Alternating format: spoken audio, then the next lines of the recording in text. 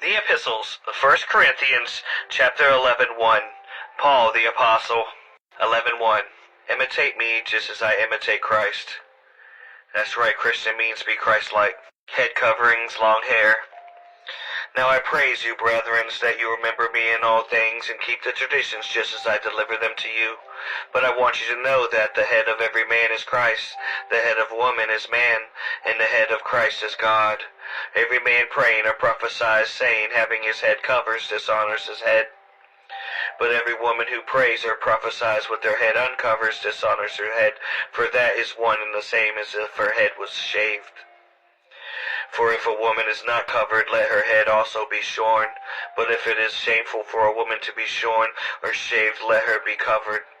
For a man indeed ought not to cover his head, since he is the image and glory of God. But woman is the glory of man.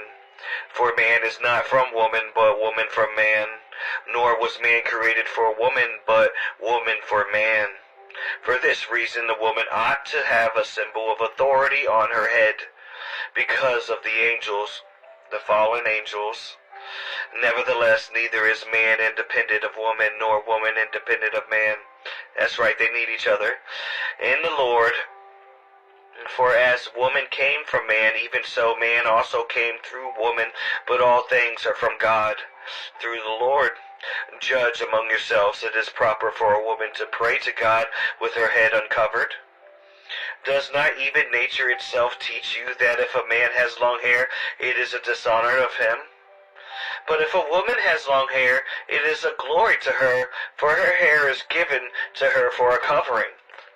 But if anyone seems to be contentious, we have no such customs, nor do the churches of God.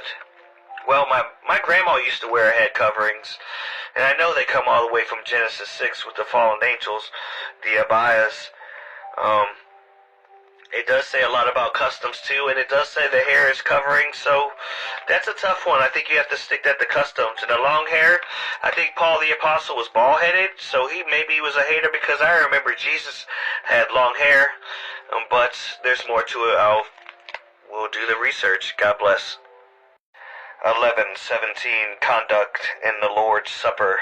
It looks like Paul's talking about communion, and remember that he is talking to the Corinthians, so he has information about what's going on over there, and that's why he's talking about particular topics in these scriptures. But it's still good information.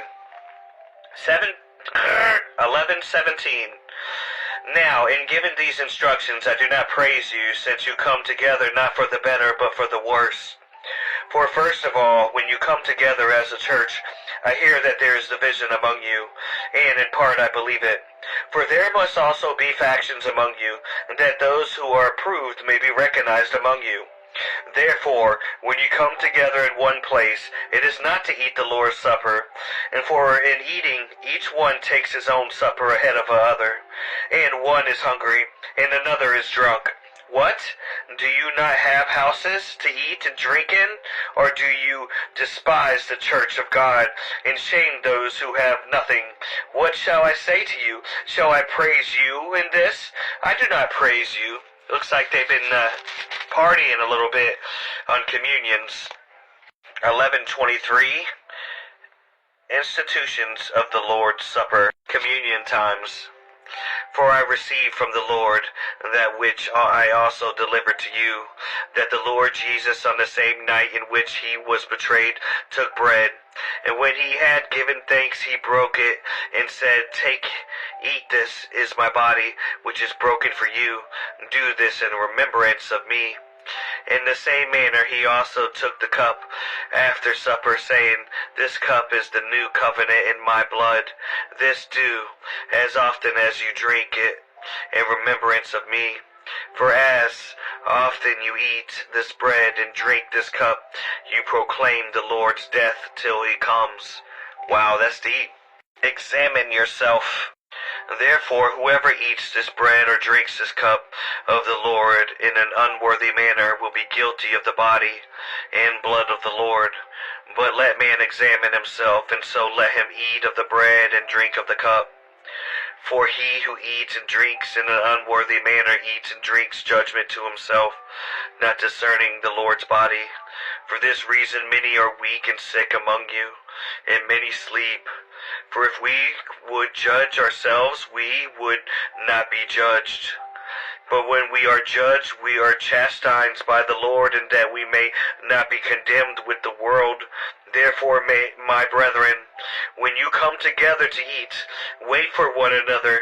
But if anyone is hungry, let him eat at home, lest you come together for judgment. And the rest I will set in order when I come. Wow. What I see is it looks like you should be repentant and get your heart right before you go to communion.